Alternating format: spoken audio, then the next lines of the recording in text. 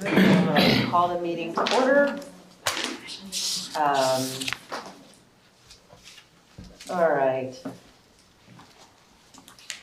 We have some citizen communications. We get three lovely ladies. Am I missing anything? Because I'm on antihistamine, so I could do something really dumb. Feel free to kick me. No, just call them up one at a time. Okay, so Miss Kathy Marlin. You are, Madam Chair, would you remind me? and you have 3 minutes. Okay, good evening. Thank you all for being here and for being willing to listen. I'm Kathy Marlin. I live on Harpeth Paytonsville Road in unincorporated Williamson County. I'm here to speak on behalf of resolution number 1-26-29, the resolution supporting state legislation requiring municipalities to provide a financial impact statement before annexing property. This legislation would promote transparency, fiscal responsibility, reasonable growth management, ensuring annexations do not impose cost on county residents who lack direct representation in municipal decisions. Rapid, often inefficient expansion can strain existing infrastructure, roads, sewers, drinking water supplies, wildlife habitats, and reduces natural assets of the rural areas. Increased density of housing, retail, and schools causes traffic congestion and gridlock on many county roads and slows emergency services response time. Let's slow down growth in Williamson County. I respectfully ask you to vote yes to support this resolution. Thank you. Thank you. Jane Sadler is next.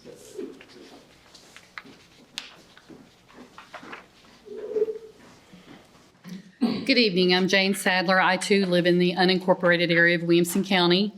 I would ask that when you all are looking over this resolution tonight, 1-26-29, that you accept it, because we are seeing the municipalities in the area are doing an enormous amount of growth. They are expanding their urban growth boundaries. They are expanding their zoning areas. And they are creating an undue hardship on those of us who live in the county who have no say-so as to what they're doing. They're impacting, as Kathy said, our roads, our fire, our police, our ambulance services, our schools. We are a county that we are a state that like to say we don't go into debt for roads. We do go into debt for schools. And so we are experiencing a tremendous amount of growth, a tremendous amount of debt service to the schools. We will eventually be seeing probably that same debt service to the roads. My concern also is for those of us who are lifelong residents, as I am, we chose to stay in this county. I graduated from Page High School in 1984. I never left the county. I've stayed and remained. I've worked at various companies here. I know the value and the traditions of Williamson County. I love this county. I want to see us be mindful of the growth, give everybody opportunities to be able to come in here, but we need to be extremely mindful of any of the growth that we do in this county. And if we can make the municipalities prove that they can support the growth, then that would be a great thing to happen. I don't think most of these municipalities have it in them to be able to support the growth. And hopefully that will slow some of this tremendous amount of growth that we're seeing in this area. I appreciate you all for being here tonight. Thank you. Janet Curtis.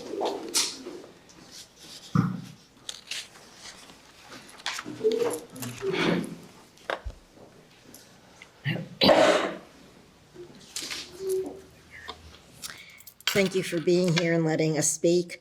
I'm here. I also live in the unincorporated area of Williamson County. I live on the east side.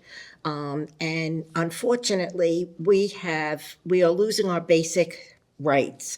We are taxed without any representation. We have our commissioners, which are fighting very hard for us. But the cities are growing in their urban growth boundaries. They are expanding what they're growing. They're now doing a lot of high density and commercial, and it's putting more of a tax on the county residents. The cities do not pay their share. I hope this resolution will help to prevent that by letting them do fiscal reports to let the county know if you can afford the annexation they want to do. So I'm asking you to please support the resolution. Thank you. Thank you, ladies. Okay, now we need to go on to the approval of the minutes. Move for approval. Second. Thank you. And you got those names, right? So any questions, concerns, changes? Looks pretty good to me. All right, all in favor, say aye. Aye. Any nays?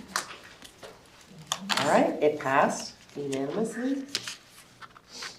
All right, now going on to our resolution of the day. Resolution 12629. Can I get a motion? So moved.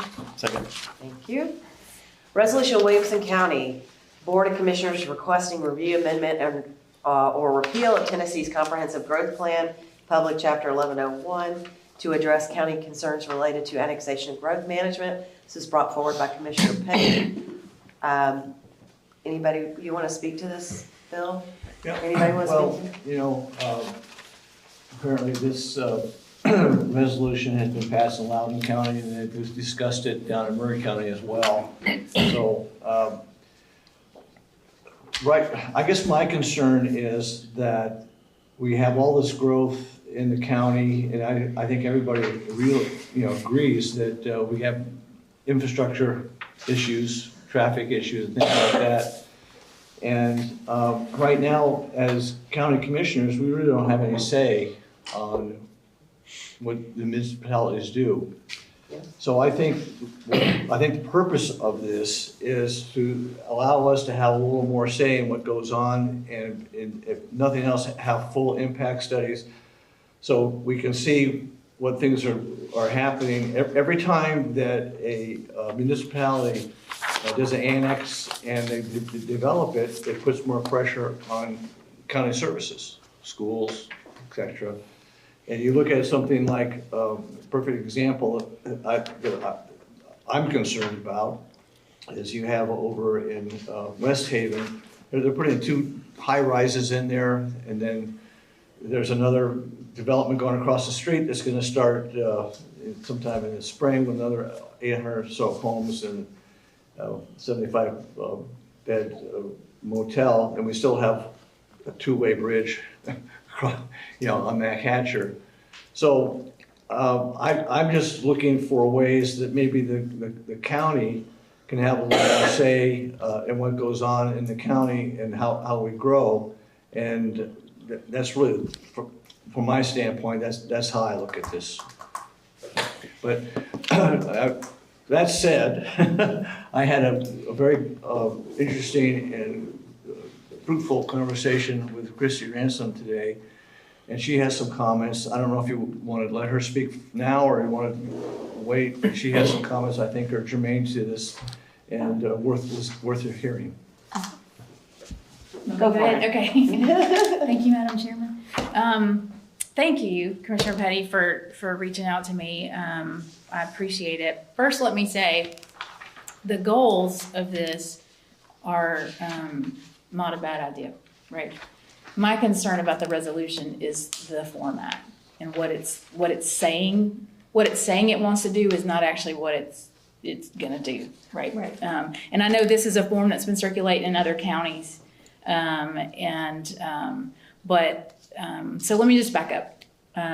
So I was here for the first growth plan after the law was passed, and then the one we just did after, we worked on for 2 or 3 years. Before that, there was nothing in the statute that required cities and counties to work together, to plan, to talk about what they want to do in the future, where they see their city limits going. It literally was annexation out of fear. And it's like, well, this city's going to get it. Let me go get it first. It was also incorporation out of fear. They were creating little towns everywhere because they were afraid that another city's going to come and get that land. And so it was like the Wild West, right? So the original intent of 1101 was to have the cities and counties work together, say, okay, cities, where do you plan to grow? And here's what you need to look at when you're determining how you plan to grow, population growth, what you can serve. Are you preserving natural resources? It was a very broad planning document. Over the course of all of these years, it has been picked and gutted and changed and tweaked, where it still has that planning aspect, and which I think is still important. Right. I think it's important. We're very lucky in this county, I have learned, and I know you have too, talking to other commissioners, to have the cooperation that we have between the county and the cities. That's evidently pretty rare. And so I don't want to necessarily see 1101 go away, because I think the planning and the cooperation aspect is very good. And so part of my concern is the baby with the bathwater aspect of it. The other concern, just from a mechanical standpoint in this resolution, it's just like wrong. Like some of the planning, some of the public chapter references are incorrect, literally incorrect. The other thing is every other session in the General Assembly, somebody wants to repeal 1101. Well, what they really want to do is look at the annexation part and some of 1101. So just a reminder, public chapter 1101 is just a public chapter from a long time ago. It also addressed economic development councils. It addressed incorporation of new cities. It's much broader than just the growth plan law. It did create Title 6, 58, 101, etc. But it also affected 651 and 13.3, 101. So if you just repeal Public Chapter 1101, that's a whole lot broader than just amending the growth plan law. And so one of the things that Commissioner Petty and I talked about today is, and I've had these conversations with y'all before, help me understand what the policy decision is, or what you're asking the General Assembly to look at, and then we can craft whether it's tweaking this, because I know from a timing standpoint, only so much time to get bills in, right? So either tweaking this or writing something that actually accomplishes that. So like, one of the concerns that has been mentioned is the non-contiguous annexation. Well, and y'all may not know this, but originally the non-contiguous annexation was only for Williamson County the first time it was put in the Tennessee Code. And only a couple years after that, in 2017, is when it was expanded to all the counties. And it's my understanding it was put in the code for some stuff out east. But anyway. So, if the non-contiguous annexation is a concern, either you don't want it, or if you do want it, you want it to have more XYZ, then let's focus on that. Some of the other concerns, and of course I'm here to hear your concerns, right? Some of the other things I've heard about is the plan of services. What actually has to be studied to show what the plan of services should contain, how much detail, and that's a particular 2 sections of the code, so it's not 1101, right? So I want to hear from you all, and then other commissioners, but specifically the sponsor too, how you would like this, because when we go to the legislators, you want to say, look, here's what we want to accomplish, and here's where we think it could be accomplished. So without having been said, I think the planning communication piece, the economic development piece, all that's good. We don't need to throw that out.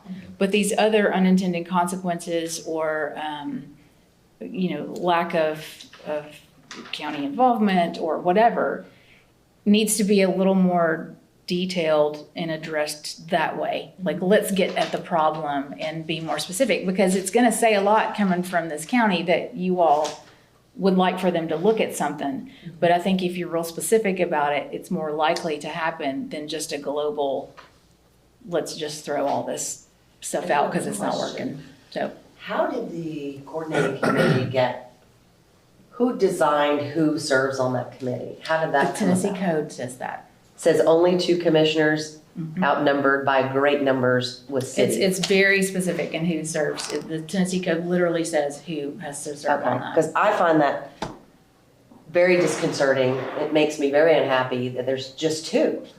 And so they get 16 votes and we get 2 commissioners and a mayor. I just think that's so unfair, inappropriate, because we're outnumbered and we can't even represent our constituents. I mean, that was my struggle with these coordinating committee meetings, is I'm sitting there, I'm not one of the commissioners. One was okay with whatever, and the other one was a fighter, God bless Herbert. So I just felt very like I had no power. And that's a horrible feeling when you've basically been elected and hired to represent, and you have no real say. Right. So Well, I ultimately, rallied though, my it does people. go to the legislators, I mean, the Right. legislative bodies Well, we to did approve attempt. it. There was 2 years ago, I think, there was a bill, and it failed. It never got out of committee, to change a little bit of that. I don't remember the exact details, but I agree. I think this could be tweaked. I would look to you on how that would go. But I just think we need better representation as well. I think we're outnumbered. I think it's very inappropriate, considering it impacts the non-city, rural people, unincorporated. So, anybody else have any comments? Madam Chair. Commissioner Thank you, Christy, because that was one of my concerns too, is that looking at this thing as a whole, to me, it seemed like there were just very specific parts that we wanted to focus on. And I do believe the non-contiguous is definitely something that I'm sorry, it just doesn't make sense. I mean, you're creating these pockets, these islands out there that people can request annexation, and then we got to sit down, and I just feel like it pits, it creates this division between us and municipalities. It creates more confusion and chaos than it is to help. And I feel like everything initially, since you've been here since the beginning, was to help more coordination. And I think what it's done is caused more chaos than coordination. So I do believe the non-contiguous is something that I would like to see repealed. I think the other part is the impact. I think in talking to a lot of the constituents, there's this growth thing. It's like, we know growth's not paying for itself, but I think we want more transparency and accountability that says, if you're going to do this and you're going to zone this way, what is the full impact? Like, it doesn't mean that we've seen it. It doesn't mean that our county operational costs are going to go down. It doesn't impact us that way. So what is the impact? Because we know we're going to have schools. We could have more transparency is what I feel like it brings to the table. It's just that's a transparent layer where we can look at all the full county services, including schools, emergency services, all the things the county has to do countywide, plus the fact that even though they might have their own police department or they might have their own fire, doesn't mean that it doesn't impact our need to staff up too, because they're going to drive through county roads before they get to municipalities. So I do think that that's another one that we really want. I think the third part here is I would really like to see people who do not want to be in the UGB to have a way to request, just like I have to request to be annexed, I would like to have a way for people to request to get out of the UGB, because I feel like the people in the UGB they feel like decisions are being made by elected officials that they don't have the opportunity to vote for. And so I feel like that's a huge conflict. So either people in the UGB gets to vote in those elections, or they get to decide that they don't want to be part of that UGB anymore. Those are really the three big ones. I think that I've had a lot of discussion with, the people in my area that have brought this to our attention. So There were forms that we had residents fill out to put on at the register it was notarized. They could file with the registrar, but it seemed like it was all for naught. But a lot of people did that, I think, with the false impression that it was actually going to protect them, and it didn't. I'm just fortunate that my people were removed by Mr. Mayor Stover. I know Steve had asked to. Yeah, thank you, Sure. Madam Chair. I appreciate the ladies being here. I appreciate Christie's explanation as someone who's also lived through both of those UGB processes. It's an interesting choice. The ladies, when they spoke, specifically talked about the impact on the county and needing more information. I don't see anything specified in here requesting that. And obviously, every annexation is going to affect the county. So I think that's one aspect of it that this does not address. And that's what these folks are looking for. Yep. Good point, thank you. I do have a comment on that. I'm sorry, go ahead, Jerry, you go first. Um, Just want me to do a quick comment? Yeah, go ahead. Just a quick comment on what Commissioner Smith said, is that I do think that there's wording like that in the proposed bill that's coming, so but I do think it'd be important to make sure we're supporting something that it's also reflected in our resolution. So I just wanted to clarify that I think that's where the impact study was coming from, is actual language in the bill that's currently being proposed. Drew?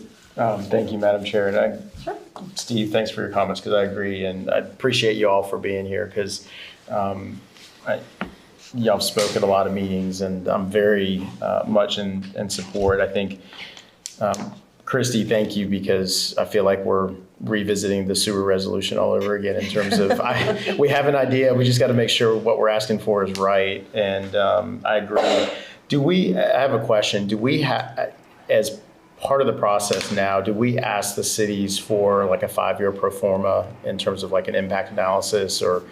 You mean for annexation or in the growth plan? I'm thinking more like around like annexation, and then even I'm starting to hear about these IDDs and what the impact that is going to have for us. So my finance brain's kind of going down the road of like, it'd be nice if we have some information kind of codified that says, okay, we're going to provide the county with this level of information.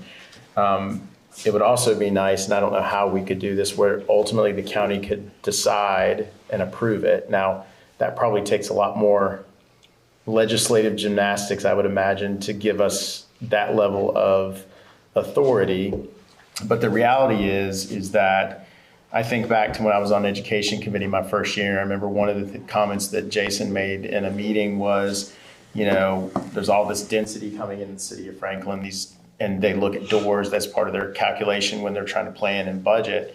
And what the data has proven is that the doors don't really mean that there's kids behind them. And so we're trying to make leading decisions with lagging indicators, and we're never going to find, I think, the perfect way to do that. But I do think there's a way, one, to give us a little more authority and giving a final yes on it.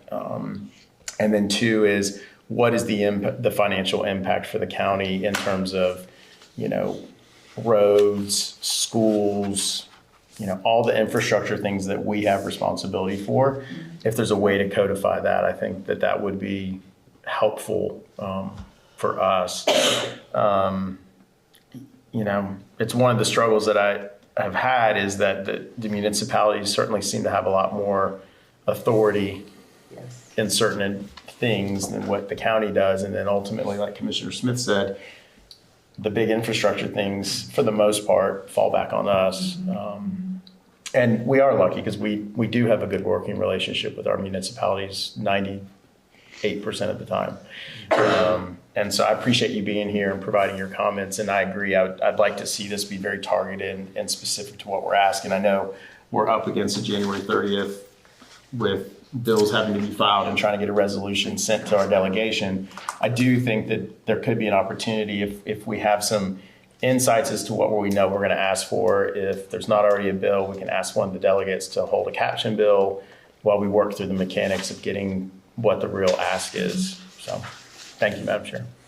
So question, Bobby, what opportunity do we have between now and Monday to be able to make revisions to this, or do we have? Oh, absolutely.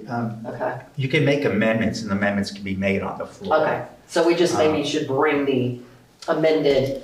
Yes, absolutely. That way it's like absolutely have it written down, and I would ask for you to, if possibly, provide Christy and I a copy of it so that we can see Well, we what would it is, hope that you guys would. I was gonna say. Okay. Bobby's like, you can absolutely amend that Monday night. And I'm like, okay. I know. Chrissy's like, what are you talking about? Sorry. But Bill, I'll leave that in. I wanted to open that up for you.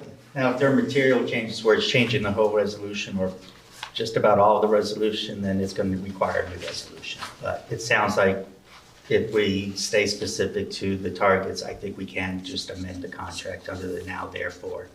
Okay. Replace a lot of the, What do you think, Commissioner Petty? I'm all for that. I think we should. I You mean, know, Yeah. this is, a lot of this stuff is new to me, and, Well, we thank you for your efforts. and I'm learning as I go, obviously. And I just wanted to make sure we started having this conversation. It was like Monday night at the budget committee meeting where I pulled the resolution because we want to tweak it and we want to make sure it does what we want it to do. And I'm perfectly willing to amend this thing. After talking to Christy today, she points out some things to me I hadn't even thought of because I didn't know. Right. And so I'm very amenable to us. I think it's important timing to get, on record that we support the concept. And if we can get the amendments done between now and Monday, that would and I be will, fantastic. do you want to make sure that it's dependent on Christie's bandwidth? I mean, you're throwing her under the bus, basically, so. Well, can I ask a question? Yes. Christy, please be honest. I mean, is the resolution in its current form able to be amended in a way to get to what we really want to accomplish without doing a new resolution? So, I mean, there's, like I said, there's some stuff in the whereases that just have to, this have to go. It's a lot of whereas. It's wrong. I mean, part of it is, it's aspirational, right? So if we're writing more, we want the legislators to look at more detail for the county and the plan of service, that kind of thing, absolutely. If you want to get it down to a lot more detail, now we're talking kind of breaking this down. So what I'm hearing is broader statements at this point, right? You want more county representation when the coordinating committee is convened. You want to repeal non-contiguous annexations. And when the city, municipality has a plan of services, maybe there's more detail. Maybe you want it to go to the county before the city approves it. I mean, I'm just kind of making stuff up here as I'm hearing your concerns. Yeah. Maybe you want more detail in the plan of services. Maybe the plan of services should also have something related to the impact on schools. Right now, schools are considered almost none. I mean, now the school had a representative, it's part of the discussion in the coordinating committee, but like when things even come to planning commissions, it's like, well, this is gonna add 400 more seats in this area, and there's almost nothing that a planning commission can even do. Now, that's a completely separate issue from this.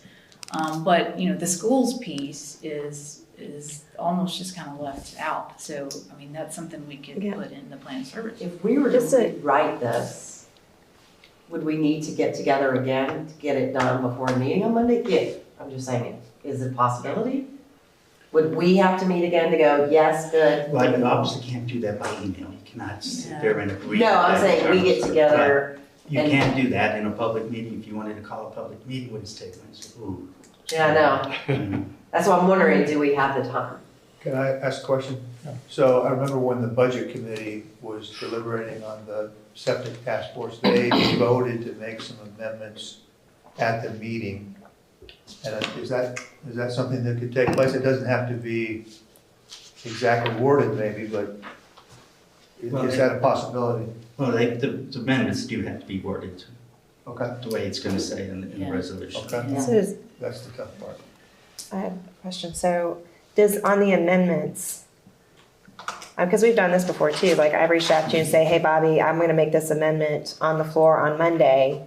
Can you go ahead and write it up? And then we all had it for us to review.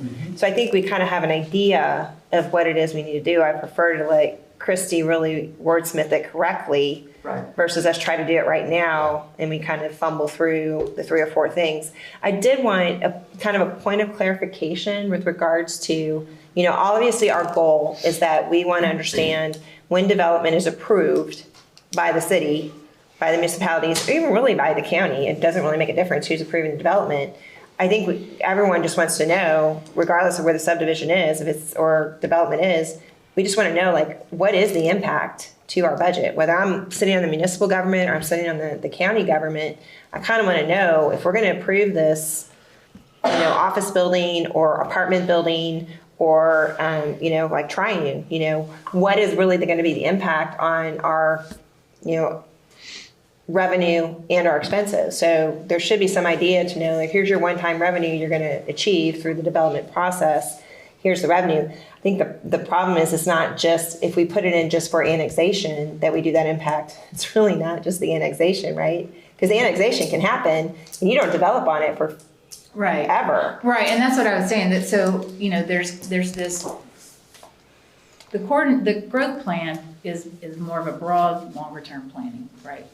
And then you've got the annexation piece that kind of fits in. But then after all of that, you've got the zoning and the planning of the property, which is a whole nother set of enabling. So it'd be that's a whole nother resolution and policy discussion, really. So, at that point, it's like, okay, who are we asking to provide this information? What information? At what stage of development? At what scale of development, right? You don't want to make somebody with a 5-lot subdivision have to do some big financial impact, something. Mm-hmm. So, that's something that I don't disagree we should tackle. I don't think we can tackle it right here in this, but I think it's something that can be visited separately, if that makes sense. That's a larger, more global kind of. Yeah, I think that because I think at the end of the day, before development gets approved, we want to know what is the impact, are we ready for it? Because I think what everyone's concern is our infrastructure is just not keeping up. We're strained. We're strained across the county, we're strained across our roads,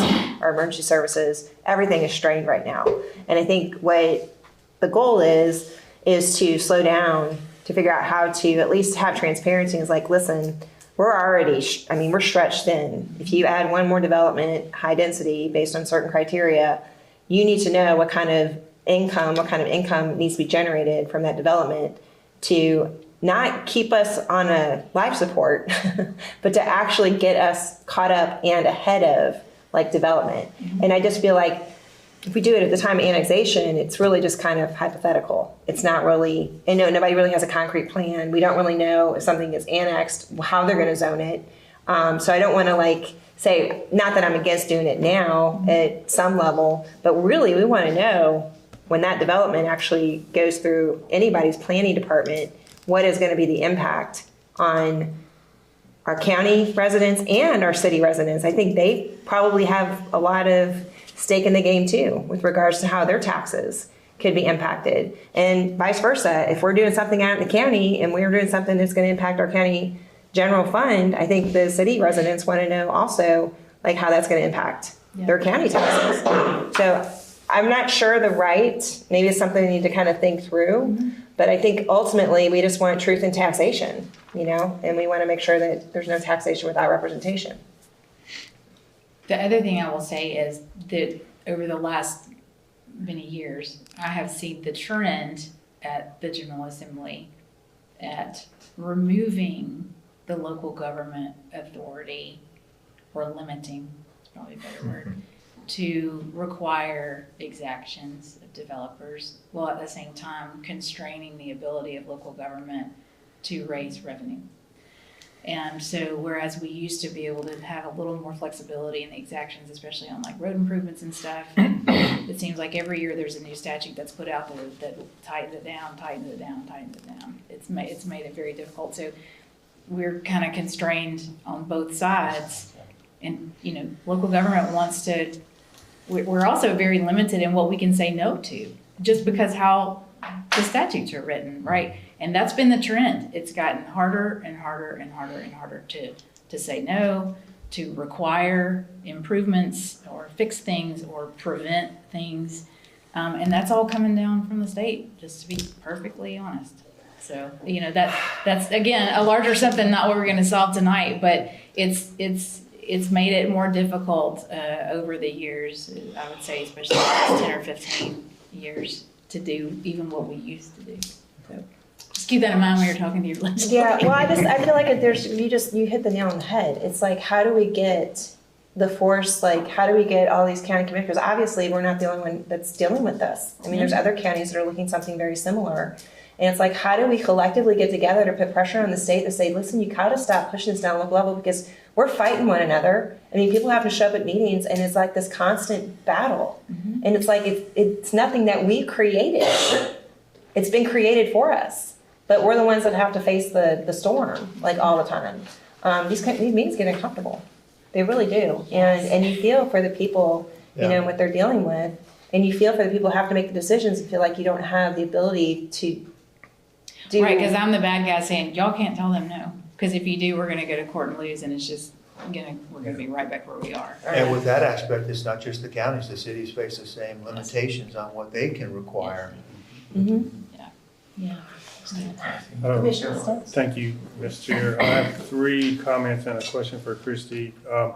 Number one, just because an impact study is done does not prevent municipalities from still going ahead and making bad decisions. Clovercroft Road is a good example. Clovercroft Road changes jurisdiction 5 times between Highway 96 and Wilson Pike. Several years ago, the Poplar Farms development was up, you know, on the table. I, along with some of these people here, and a lot of other people, begged them not to put that 500 house or 500 unit subdivision in on a road that is already substandard and already has too much traffic. All the studies said this. It's not a safe road. It's substandard. The city of Franklin did a study that said it was going to cost $50 million to bring it up to acceptable standard. They approved the development anyway, and we said, here, you can have our portion of the road. We don't want it. If you're going to do all this, you take the liability. They said no, they won't take it. So what do? You know, if you're a county government, I mean, we need to have a veto, some type of veto. It's not just contiguous. It's when you've got a large section of county inside pockets of city that are, you know, they are contiguous by definition, but still, you know, you've got a lot of county in there and they don't want to accept responsibility for the infrastructure. We need some power to say, well, I'm sorry, then you can't develop that. That's just common sense. You know, it's because municipalities don't always make the best decisions. Secondly, I agree with Madam Chair about the board. I attended most of those meetings of the UGB boards. And for the most part, there was a lot of cooperation. And there was also municipalities that listened to the people, like Franklin. They were going to put some parts of their of the properties around Franklin into UGB. And the people in the area said, we don't want to be in Franklin. So they said, okay, no, we're not going to do it. They did a survey. They sent out a survey. Spring Hill, you know, took the opposite tack. They got the same feedback from, you know, residents on their border, and they did it anyway. They said, we're gonna take in and put this in the UGB. A lot of the members on the board didn't like it, but it came down to the final vote, and it's either you agree, you know, this is what it's going to be, or as, you know, Christie said, and we voted on it, you're gonna send this to a 3-panel judge of arbitration, you know, and none of us want some judge in Nashville determining our UGBs. I didn't want to vote on that, but I felt like there was no choice. So that committee has some problems in that one municipality could literally control what they wanted in spite of the fact that everybody else on the committee didn't like what they were doing, and the people that they were affecting didn't like what they were doing, but yet you had to get a vote. Thirdly, the problem with the definition of contiguous. That's a big problem. Another issue I brought up with Franklin and Spring Hill, I went to both of their BOMAs at times when they were going to go outside the urban growth boundary. You know, the idea is if your border dissects a single, you know, piece of property or property is going to be annexed, then the property that's outside the boundary can also be inside the boundary.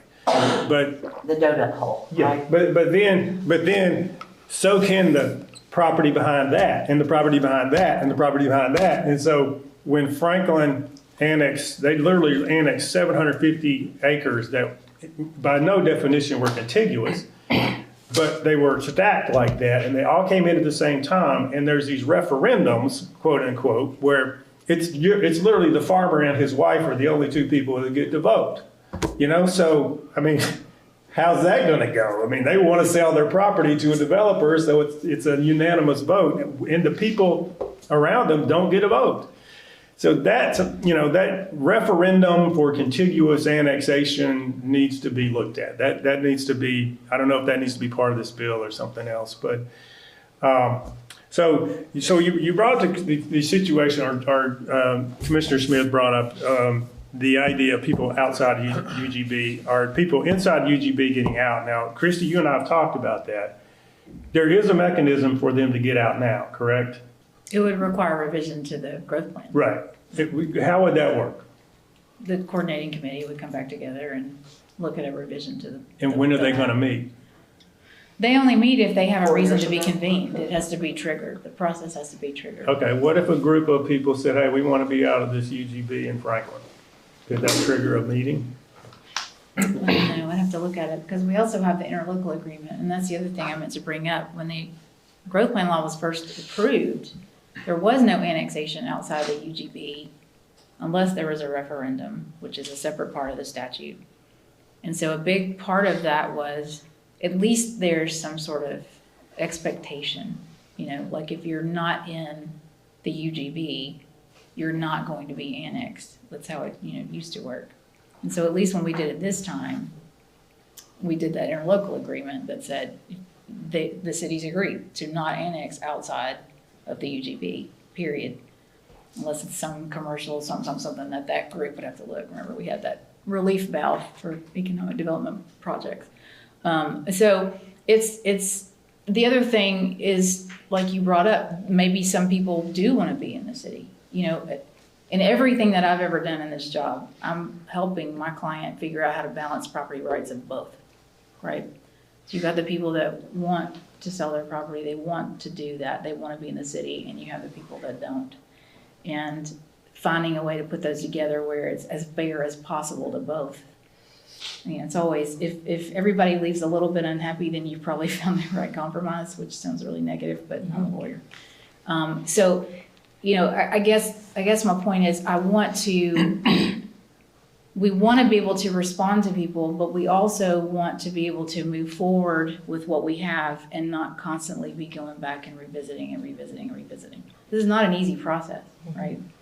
But we do know, in this case, because of the agreement that we made with the cities, it will be revisited in 5 years. At this point, it's probably 4, right? Whereas before, it sat there for 20 years because it was such a behemoth and such a heavy lift. Everybody's like, oh, we don't want to open that thing back up.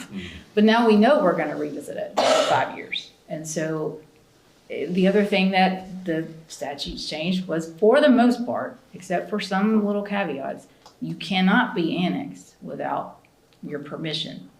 That wasn't the case before, when cities could annex by ordinance. They could just go annex whoever they wanted to. And the referendum part was only outside the UGB. So now, for the most part, with some caveats, there's still probably some way to do a referendum of a lot of people, and a couple people get brought in, but the cities would get sued, and I don't know that they would do that. So there is some protection in terms of annexation for property owners, especially if it's like an ag property. But if you want people to have more say in being in a UGB, or if you want cities to be required to give more individual notice, that's the kind of thing that I could write into this now. That was the other big complaint. When I knocked a lot of doors, they're like, what is this? What? When did we get a letter? Well, it was published in the Herald. Well, they're like, I don't read the Herald. So they just found that to be highly offensive, that they're paying a lot of money to buy property in unincorporated Franklin, and they don't even get the respect of getting a letter saying. Right, There's because under- some of the cities did it, but some didn't, but it wasn't prescribed that way. I know And that that's Denard certainly- Springs, woo, some heated folk. They were so mad, and they're not even in my district, but they showed up to my meeting, so. They just thought that was it was unacceptable notification that they didn't get a letter, so. That was Spring Hill, right? No, that's up Bear, Carter's Creek Pike Okay. and Bear Creek. Menard is right there. Christie, quick question for you Yeah. is, from in your opinion, is 5 years the right kind of time in between the committee convening to look at UGB? The reason I'm asking is, we just changed the property tax to every 3 years. So I'm just thinking out loud, like, should this issue be looked at more frequently given the dynamics in the county, or is 5 years the right? So when we went through the process, we had those kind of conversations, and Mike can speak to this too. From a planning horizon, a population growth change, a look at infrastructure, I think 5, if you go much shorter than that, it's not going to have changed enough for a long-term planning. I mean, it's actually designed to be a 20-year lookout. Right. But we didn't want it sitting there that long. And so 5, it's like, well, 10 is too long, but by the time we finish this, we start sending letters out again, it's like 2 or 3 years, right? And so 5 was kind of that, we will see if the growth is actually going where we think. Kind of like when you do the census, how often do you do it? If you do it too frequently, you're really not capturing new data. What's happening? Yeah, that makes sense. But I mean, you may want to address that just from a planning horizon standpoint. Yeah, I mean, I think 5 years is appropriate given the changes and when you can document those changes. Also, otherwise if it's too compressed, then you're constantly, working to either start or finish a cycle. Okay, thank you. So what do you think reality is if we were to do this, send it up to the state? I know the cities have lobbyists, and they're lobbying hard for growth versus, is our lobbyist up there speaking on our behalf? Because I don't know, he certainly isn't calling me, asking me what I think. Well, there's, anytime anything goes up there, you don't know what's gonna come out at the other end. Right. And so you may go up there and ask for this, and by the time it goes through the cycle, it's kind of what you wanted, but then maybe it's got some stuff tacked on that you didn't. I mean, that's just how it works. Well, I know right? Friday, I've heard many times that Friday it looks great, and then Monday, all of a sudden, first thing in the morning, it's been morphed over the weekend. If you even see it Monday morning before it shows up in committee. Right. But yeah, I mean, Right. I will say, like, you all as county commission, you have your group, and they have people that work up there. The county mayor's group has one, the highway superintendents have one. So there's a lot of voices up there, county services, a lot of voices up there on the county side, but there's also a lot of voices up there on the city side and a lot of voices up there on the development side, right? And so, like I said before, what generally happens is all that kind of comes together and everybody's hopefully a little happy and maybe a little unhappy. But I mean, all you can do is ask, and your legislators can do the best they can. Luckily, you have some We just really need to good call ones. Lots of people are calling. But yeah, I mean, this stuff just gets thrown in the legislative blender, and you hope what comes out is the smoothie you ordered. Sorry, that's what I have for breakfast this morning. Not like some kind of kale or something. So next steps, Commissioner Petty. Okay, so I guess bottom line is, it's been great discussion, I've learned a lot. Can this be prepared enough with amendments to go ahead with it for Monday so that we make a statement in favor of having more control for the county? I think so. What I would like to do, if you all give me the opportunity to, and it may be this weekend, is come up with kind of some new, the whereas stuff I can fix. It's just kind of messed up. We come up with some new now therefore be it resolved, and some of it can be as specific as no more non-contiguous annexation. Something can be even broader, and then ultimately, if hopefully what I've written. And if not, I mean, I'll try and circulate it, at least to y'all. I haven't been able to talk to other county commissioners, and then obviously the sponsor, Commissioner Petty, would have to be comfortable with it. If it's at least capturing the sentiments, the ideas, what you want the legislators to really kind of focus on without getting into some pretty specific wordsmithing. I think that's probably something I can put together. And then I'll just send it to these two guys because they're hearing it too. Like, did I write what y'all heard? So I've tried to make some notes. If I haven't been looking at you when you were talking to me, I'm sorry. I was just trying to make sure. Well, we record the meetings now, so that's right. Oh, yay. I'd really love to hear my own. What You're people on say. tape? Okay, so, going forward, the next couple of days, because it has to be the next couple of days. I know. We can start doing these amendments, and then if you want to give them to me, I'd be happy to disseminate them to the rest of the committee, or however you want it to do. And we get, Bobby involved, and let's put this thing together, and I'm confident that we can come up with some really good amendments that would make this thing. I would suggest when Christie sends it out to the board members, that each of you just respond to her directly instead of copying everybody. Because what I have found is that a commissioner will then respond to his email and say, wait, what about this? Let's think about this. We've just violated the Open Meeting Act. So what do we need to do with this one? Just, We're going to amend it. and just, Is that I correct? need to ask for an amendment, and do I need to vote? Repeal it tonight or? I think we need to vote right now. We need to vote. So, table? I mean, it's not filed. You It's can- not filed to, does it matter that it's not on the resolution that it came? It's fine. It's fine. No, I mean, it's filed, but I mean, usually the committees are listed on here and it's not on there, so I didn't know if that mattered in terms of It whether they'd doesn't. have to get back together. It doesn't. Okay. What I would do is amend it, or approve it as amended. Okay. So I'd like to, we haven't really amended it yet, but I'd like to approve as amended. Move for approval. Second. Okay, all in favor, say aye. Aye. Any nays? Excellent, Awesome. I gotta go. thank you. Well, I Thank you, appreciate the everybody. discussion and this was helpful to me to understand and Commissioner Petty, I appreciate your call today. Can we adjourn? And thank you, ladies, we always appreciate your